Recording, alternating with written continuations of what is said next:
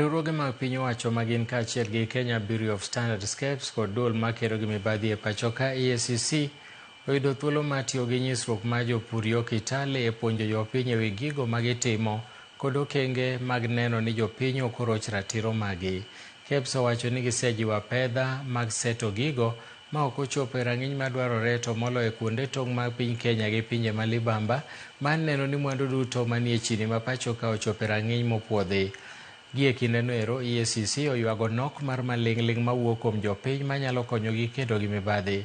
Gilero ni gichiwo ng'eyo ne jopiny kaka yo mar neno ni jopiny ochiwo maling'ling manyalo konyogi e rakore gi mibadhi to moloyo e sekta mar piny owacho.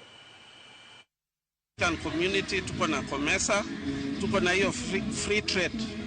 So kuna bidhaa mingi huwa inakuja, lakini ni mandate yetu ama ni kazi yetu kushughulikia to ensure whatever is coming in a meet your standard.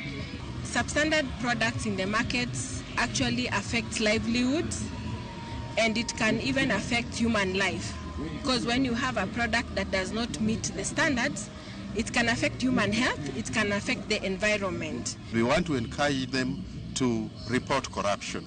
As we speak, in the last 5 years or so, we have recovered assets worth for 34 billion Kenya shillings. We have secured over 400 convictions in court.